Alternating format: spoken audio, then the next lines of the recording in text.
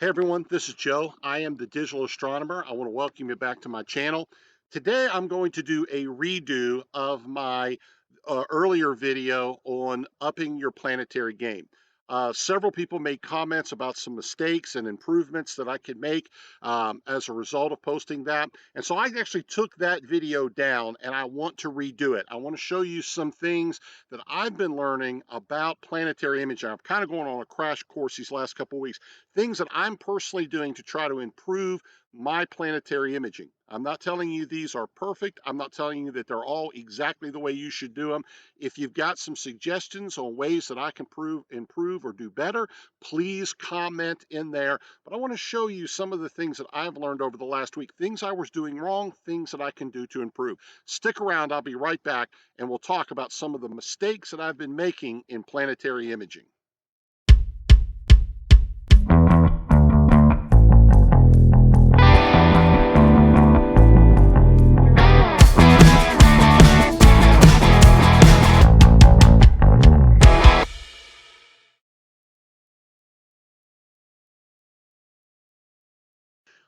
Okay, the first mistake I want to talk about today is underestimating just how difficult planetary imaging is, and then cutting some corners in your setup and your preparation.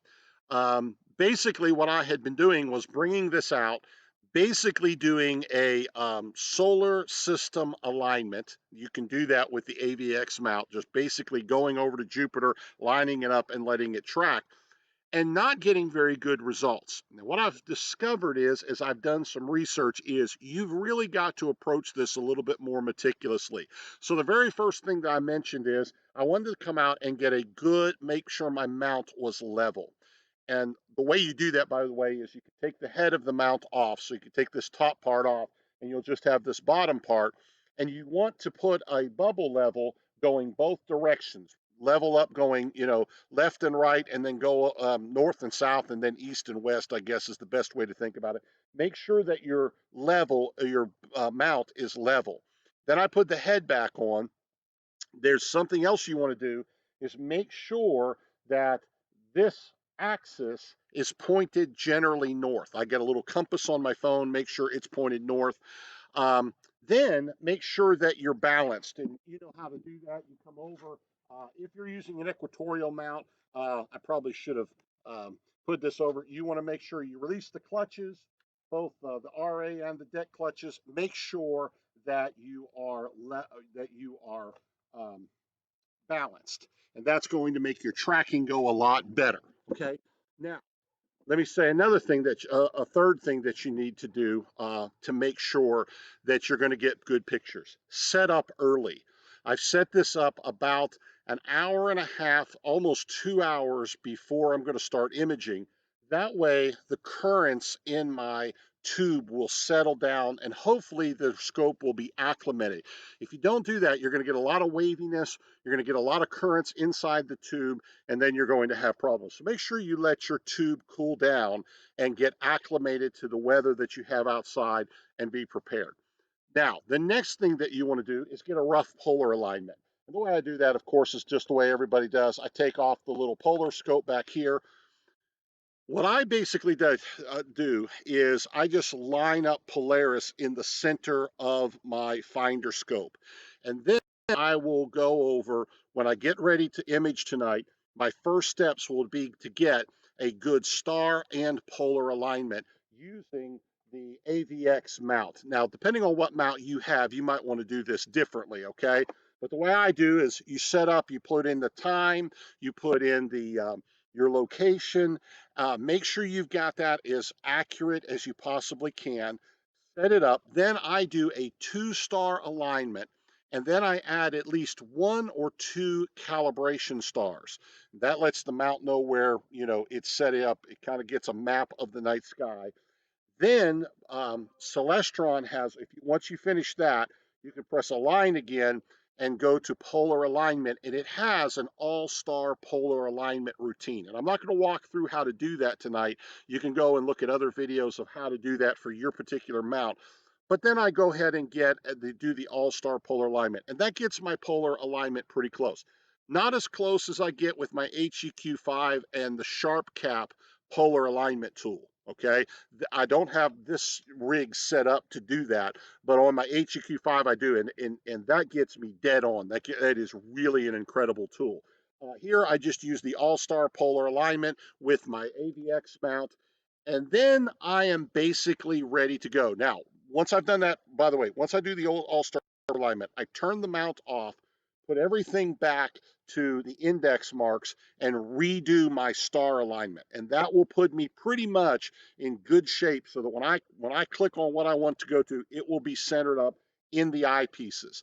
The other thing I do with my eyepieces, by the way, is every time I get to one of those stars, I'll use I think I've got a 32 millimeter lens, and then I go down to a 25 millimeter and then a 15 millimeter, just kind of drop down so that I can keep getting that star centered up as tight as I can. That helps my go-tos.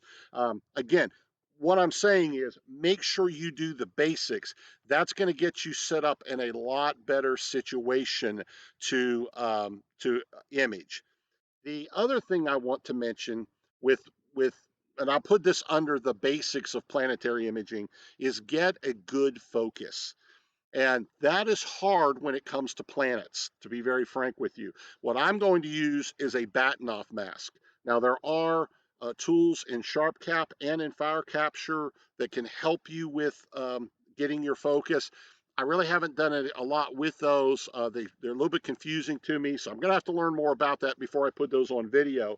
But tonight I'm going to use them batten off mask. And what I'll do is once I get set up, I'll go ahead and take my eyepieces off.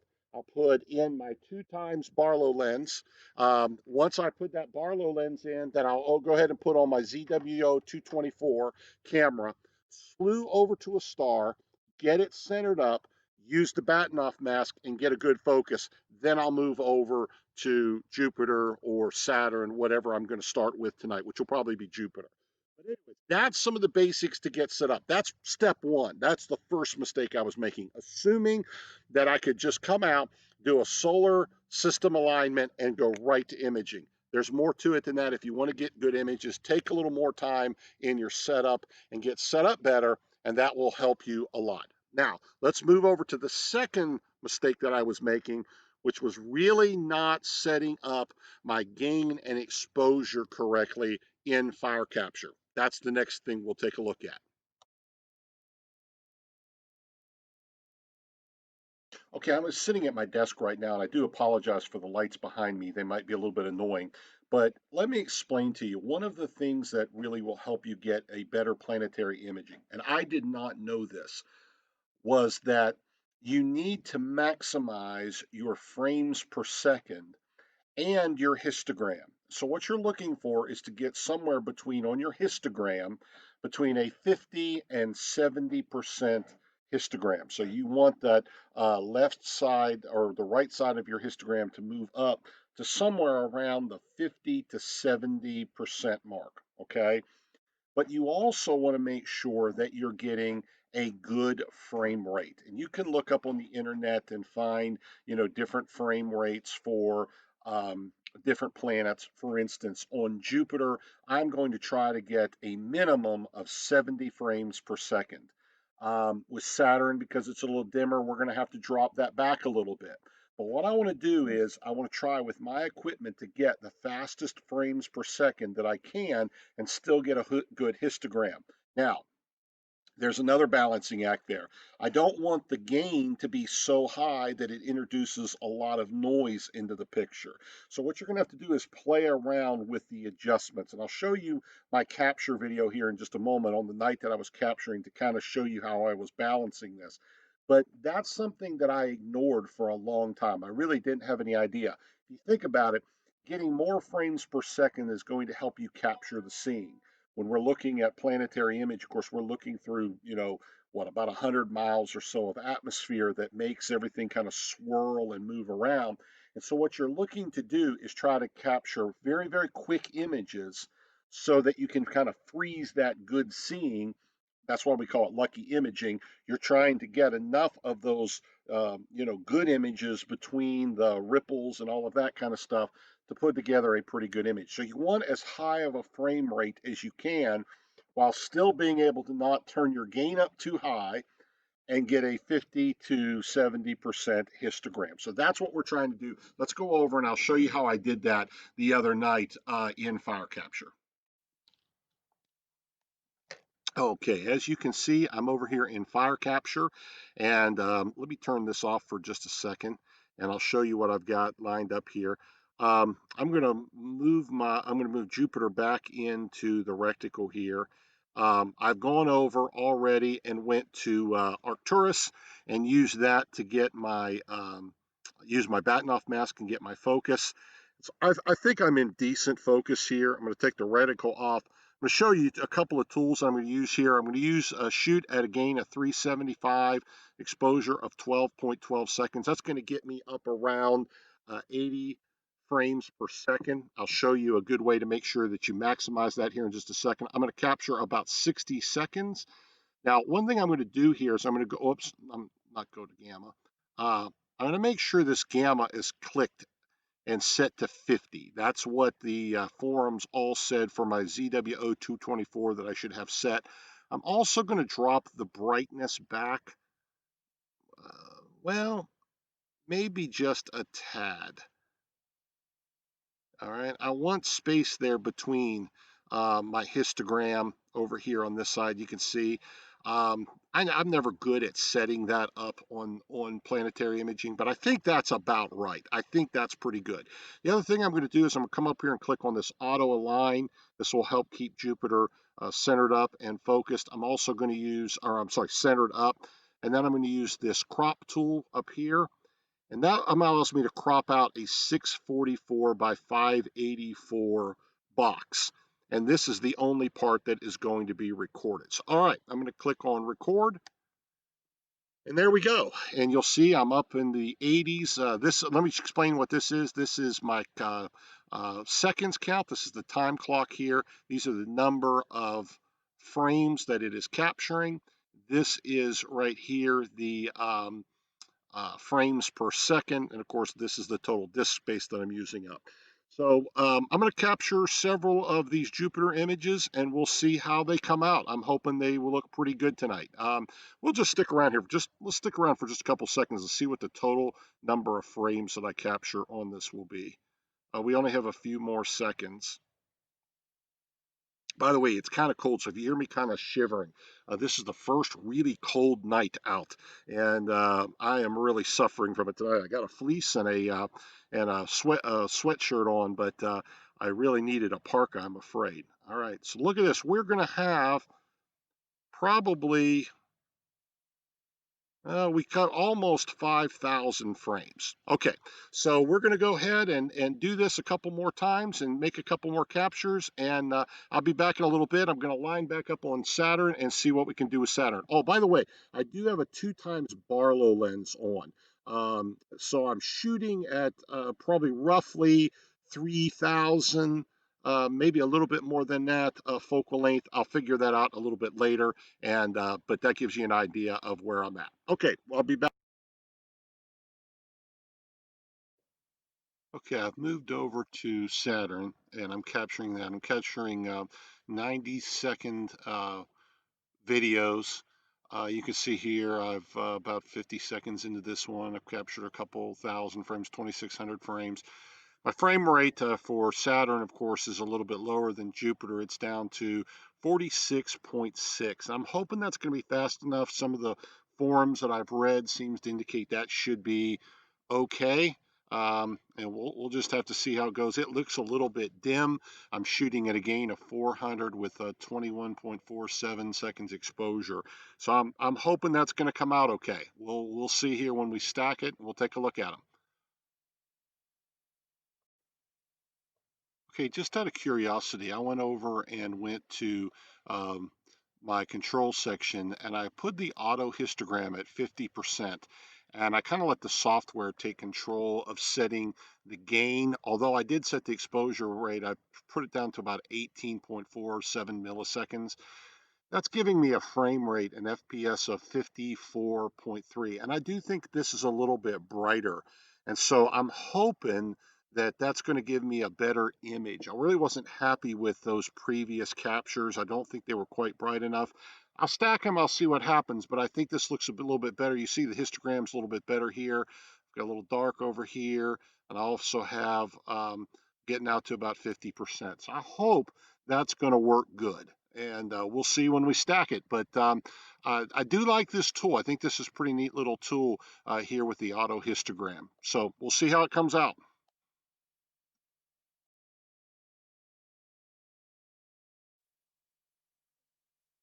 Okay, the third mistake that I've been making in my planetary imaging is not taking enough care in the processing. I've gotten a little bit sloppy or lackadaisical in my processing and was not getting the results that I was really hoping for. So let me walk you through very quickly the processing workflow that I'm going to use. Um, the very first thing I want to do is take each of the SER files that I captured in FireCapture, and I want to stack them in Autostakkert. And I'll show you how to do that in a couple of minutes. We'll get into that in detail. Then I'm going to take that stacked image over into Registax, and I'm going to do an initial sharpening. Now, we're not going to sharpen it a lot, but we're going to sharpen it up a little bit just to get it so that we can take it over to WinJupos and do our derotation. And there's two steps in that derotation process. First of all, we need to take a good image measurement, which I'll show you how to do. Then we need to take each one of those image measurement files and compile it into a derotated image.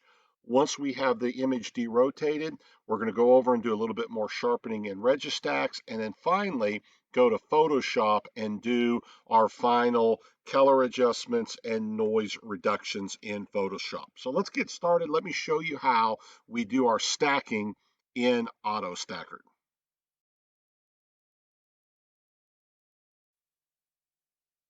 Okay, I've got Autostakkert open, and I'm using Autostakkert 3.1.4. And what this program is going to do is allow us to load up each one of our SER files, and we'll be able to take it apart, each individual frame.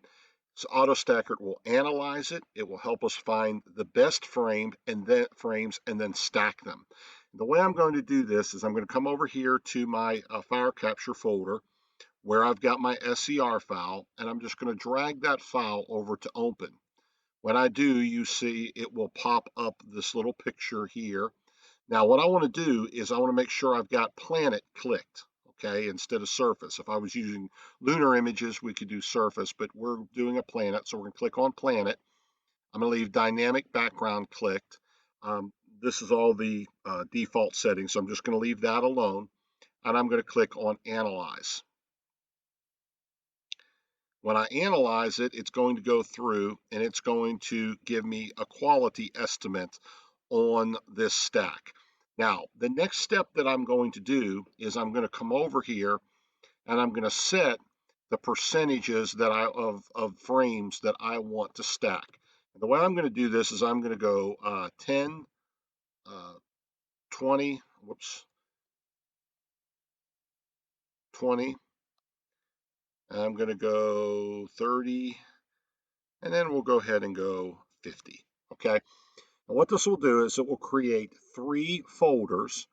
The first one will have a stack of the 10% of the best frames, this one 20%, this one 30, and this one 50. Now, the reason you want to do that is this will give you a good idea of which of these will be best. That's what you end up taking into the next step.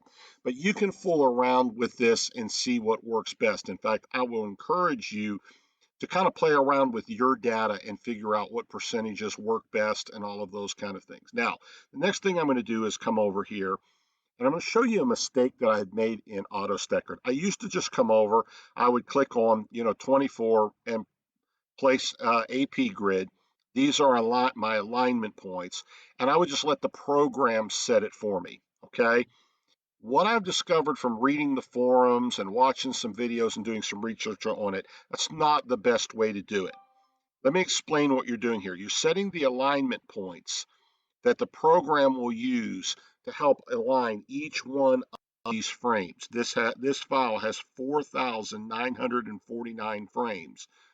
What I want to do is I want to be able to get those things aligned up.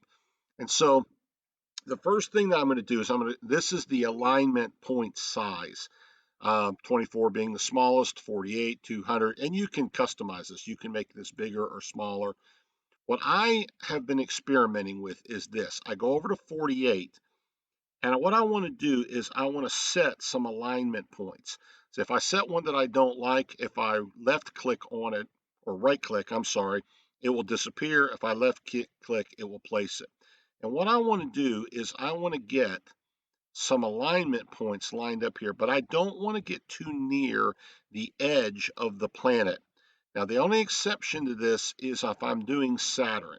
I can do that with Saturn. I can put the alignment points a little closer to the edge on Saturn, okay, and out on the rings. And that's just something you're going to have to remember. I don't like that alignment point right there, but I'm going to put it right here.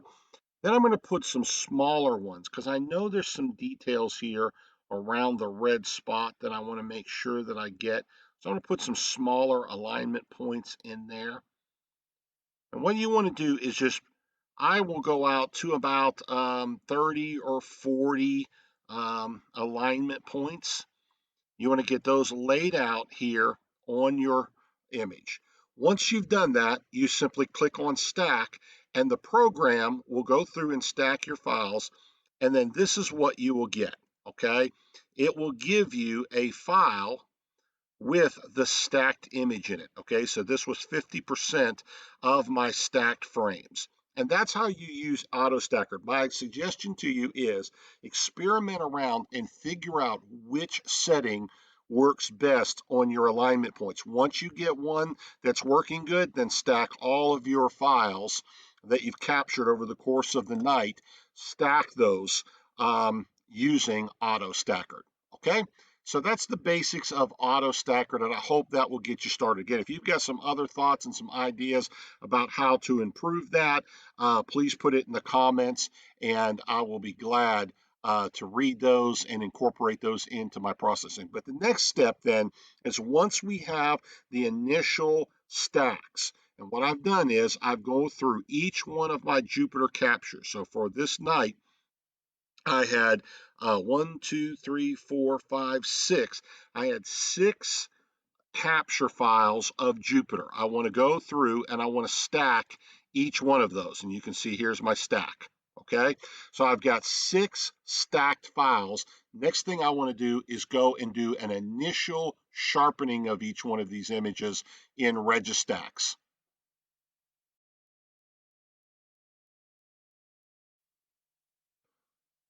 Okay, now that I've got my files stacked, I'm going to pull that stacked image over into a program called Registax. All right, and Registax is going to allow me to do an initial sharpening and some basic adjustments. Okay, so the very first thing that I will do is I'm going to come over here to the histogram. I'm going to pull the histogram up just a little bit to brighten the image. I'm not going to go too far because I want to give myself plenty of room for sharpening later on. But to do that, again, I just clicked on histogram, opened it up, drug the slider over a little bit, and then click on stretch, and it will brighten your image a little bit. The next thing I want to do is go over here and do a little bit of an adjustment on the color balance. Okay, and basically to do that, I can just click on auto balance, and that will balance out the colors in my image. Okay, now the next part is really important. What you want to do is do an initial sharpening on the stacked image. Now we're going to do this for each one of the captures that we've done of Jupyter. Okay, so basically the way you're going to do this is you're just going to drag over these sliders. This is called a wavelet adjustment. And so what you're going to do is you're going to drag that one over, then you're going to drag this one over. You can increase the sharpening a little bit. And you see how each time we click on that, the image, you're getting a little bit more noise in it, but you're also getting it to be a little bit sharper, okay? To denoise it, we can go over here and just increase the denoise. I find that I do just about all of my denoise work here in Registax in these first two wavelet layers. Okay. Again, you can go down here. You can keep dragging these a little bit over. From what I understand with this, down here, the sixth level is the largest um, portions of the image, the largest features down to the smallest. And so I just kind of work from layer one right up through layer six, just slowly kind of bringing out a little bit more sharpness in the image, getting the details to show up a little bit. I'm not going to get too crazy about it at this step, but once I'm done and I've got it kind of where I want it, I click do all. That's going to do all the processing, okay? It's going to do my initial sharpening. Then I'm going to save that file. When I save that file, this is what I had, okay? And so I've got a sharpened file in each one of my folders. Just to go back and kind of look what we've done. I had 6 capture files. What I've done now is that has come down to this is my stacked image in Autostakkert. This is my sharpened image in Registax. And for each one of these captures, that's what I've got. This is my stacked file. This is my sharpened file. Okay. And so you can go through and you can do that. And that's how you sharpen it. And don't worry about making the image perfect yet. This is just the initial sharpening. The next step that we're going to do is we're going to go over and do our derotation. This is a particularly important for Jupiter and Saturn because they rotate so quickly.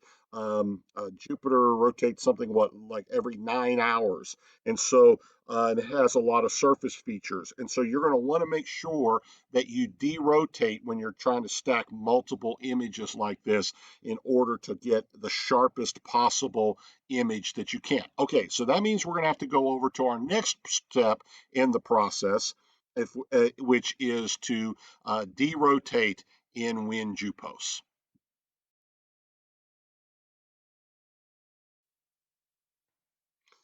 Okay, now that we have our files stacked in Autostakkert, we've done an initial sharpening of each of those images in Registax. Now it's time to derotate our images. And the program we're going to use for that is called WinJupos. And I've got that opened up right here. There's 2 steps in this process. The very first thing we have to do is take and make our measurement files. The way we do that is when we open up WinJupos, we're going to go to Program, select the correct celestial body. For the first part in this, I'm going to show you how to do this with Saturn. I'm going to open up Saturn, and then I'm going to go to Recording, Image Measurement, and here's an image of Saturn. And the reason I do that is I want to show you real quickly a couple features of this program and a couple things that's important. First of all, if you have saved each one of your capture files in FireCapture with the WinJupos data included, in the settings in FireCapture, you can choose under your file names to include the WinJupos data. I encourage you to do that. That way it will fill out all of this information for you.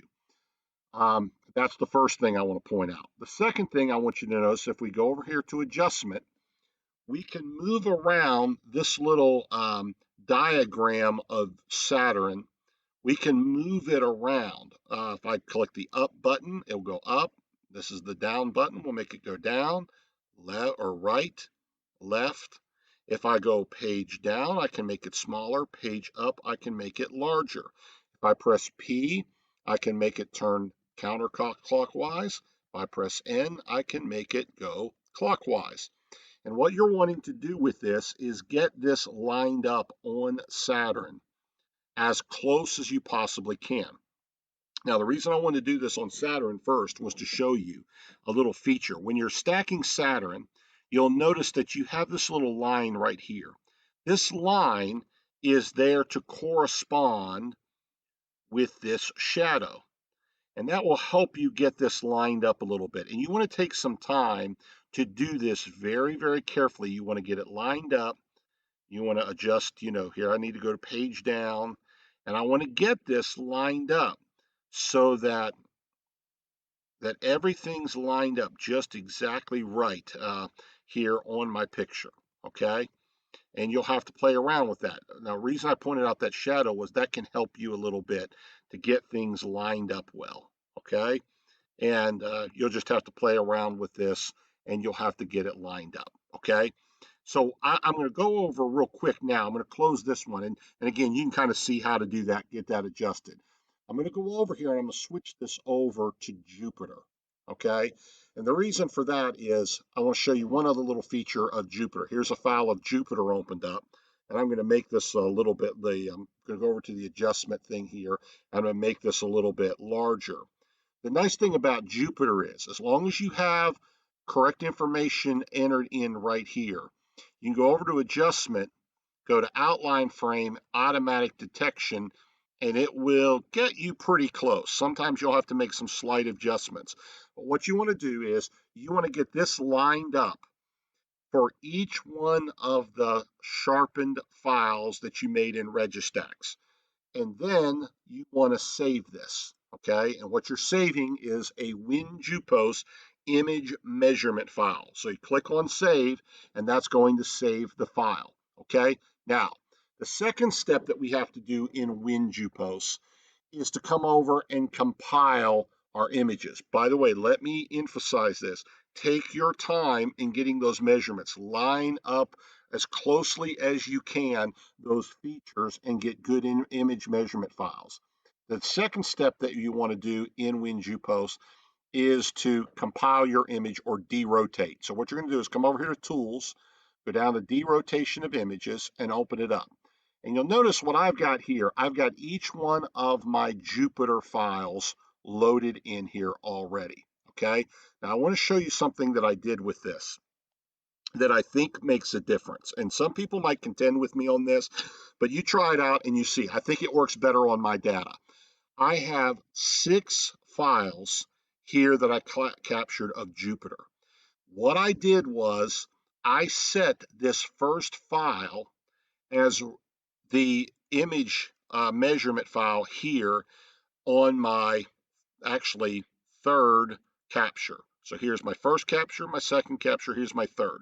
And the reason I did that was that sets, if I understand this correctly, it sets the initial measurement frame sort of in the middle of my total captures. I think personally that did a little bit better job than just going, 3, 4, 5, 6, right on down the line here. And by the way, the reason I'm missing a couple of files, I had a couple of capture files that just did not come out well at all, so I threw them out completely. So that's why it's 3, 4, 5. You'll see I threw away 6 and 7, 8, 9, 10. Okay. But I go with this middle one to set my first thing. Then I load in each one of my image measurement files here in WinJupos. And then for me, I set the pixels to 840 because I wanted the picture to be a little bit larger. The default will come up. I'm not sure what it came up with, but there's a default for this. I also selected the image type as TIFF, okay? Now, I reduced this LD value to 0.96. And the reason that I did that was if I used 1.0, which is the default, I get a little artifact around the edge of the planet. But by reducing this LD value just a little bit, it removed it. You can experiment with that.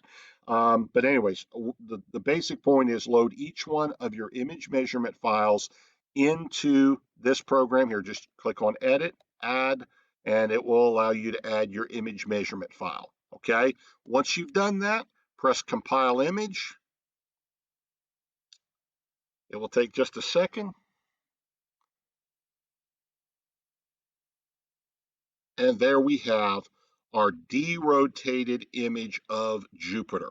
Okay, click on the little file button up here and save it to the file and name it however you want to. Okay, we're ready to move on to the next step in our planetary workflow.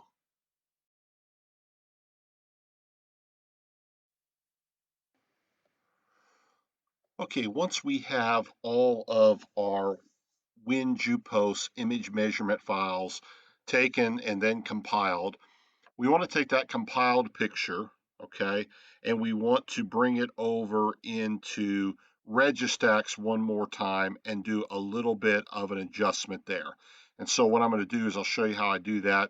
This is the compiled image that came out of WinJupos. And what I'm going to do is just go ahead and slide these sliders over a little bit. And I'm going to try to sharpen the image up a little bit more. Try to bring out a little bit more detail in the planet. And again, you can play around with this as much as you want. I'm not, by the way, the artifact in here, I'm going to crop that out in Photoshop. So don't worry too much about that. Leave that there. You'll notice that um, you can take a little bit of noise out of the picture by moving up the denoise a little bit. You can sharpen it. And basically what I'm trying to do here is just bring out a little bit more detail in the planet and trying to get as much detail as I can without adding too much noise. Okay, so once I have that done and I've got everything adjusted the way I want it to, I click on Do All, and then I'm going to save the file. Okay, and once I do that, I'm ready to go to the next step in the process, which is to do a few adjustments in Photoshop. So we'll go over to Photoshop now and finish up.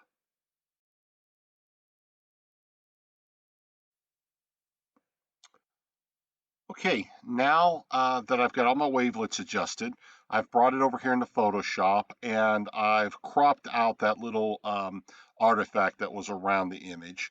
And all I do in Photoshop really is make some final adjustments. What I want to do here is to come and make maybe a few minor color adjustments, bring up the red just a little bit. Um, and again, you're going to have to play with this and see what you like and get the image to look the way you want it to. Once you've got your color adjustments, not only can you adjust the mid-tones and shadows, highlights, and that kind of stuff here, but you can also come over and make some adjustments per channel. And I like to do that a little bit. I'll play around here with moving around the reds, um, maybe come over to the green and adjust this. For my camera, it seems like I've always got to do some adjustments in the green layer to get it to look right. I like that. Um, and then, of course, you can adjust the vibrance and saturation. I don't usually adjust vibrance too much, but I will play around with the saturation a little bit, get that looking a little bit better.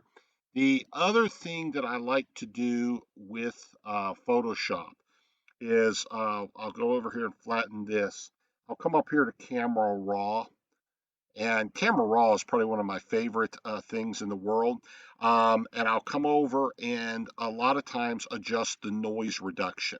Okay, and if you're just using Photoshop, this is a great place to do that. There is another tool that's available. You can go over here and go to Topaz Labs. I use Topaz Labs Denoise AI a lot, especially in my deep space images. And I'll just show it to you really quick. This is an add-on that you have to put on. You can see here it's way this over sharpened things a lot. So I'm going to drop down the sharpen slider. And but this is a very powerful tool, and I haven't used it on planetary imaging a lot, but you can play around with it and see if it works for you. And if it does, you can go ahead and make some adjustments here. On this particular image, I'm not going to use it. I think it's making it a little bit worse. And so basically what I'm going to do is just stick with Camera Raw. But I thought I would show that to you because a lot of people do like that program, and they'll make some adjustments with it. So what I would do here is maybe go up and adjust the noise reduction down, drop the color noise reduction, move it over a little bit, and slide it around till I get the image that I want. Okay, so that's the basic process that I'm going to use here in my planetary workflow. And I hope you enjoyed this video. If you did, please click on like and subscribe. And also consider sharing this video with your friends. I know this was a long video today, a little longer than I normally do, but I hope you enjoyed it. Now I want to show you the finished products. Here is the final images that I got of Saturn and in Jupiter here this week. I hope you enjoy.